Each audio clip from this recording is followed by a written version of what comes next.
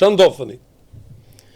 Ndodh që ke pjesa shtetërore që i takon të gjithë shqiptarëve.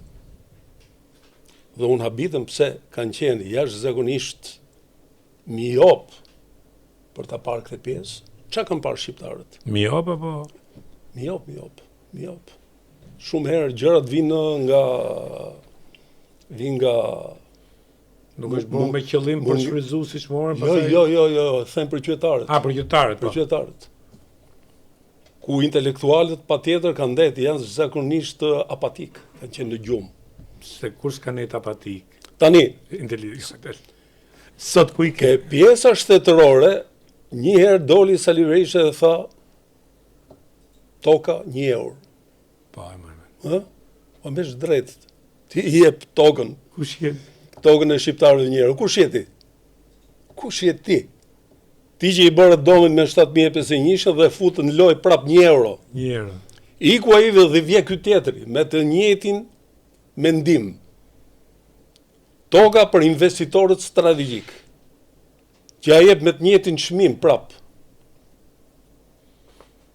E kuptot çka ka ndodhur atë?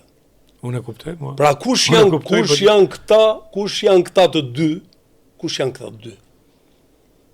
Që kanë operu me sipërfaqe të jashtëzakonshme, duke heqë mundësinë shqiptarëve.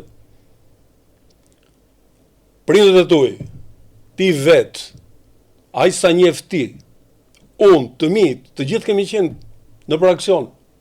Kemi qenë në për aksioneve. Në për minjera kanë shku tjerët kanë shku, kanë ndërtu hidrocentrale, tjerët kanë bonifiku. Kanë hap taraca. Por ti ke filmin vitet e para që ta tregon. Pa. Situatën si ka qenë. Or ku shkoi mundi i këtyre njerëzve?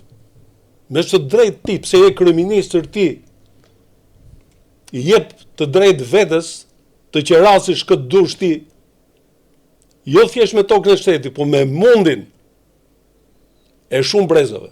Dhe kjo është e pafalshme.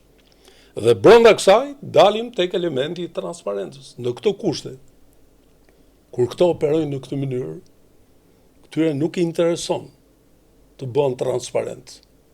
Vendimarrët e tyre janë në për skuta, në për zyra, në për kafe, në për restorante.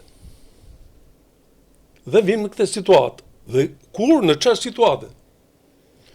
Kur gjendja e shërbimit të kadastrave për qytetarët është në momentin më mizerabël të mundshëm.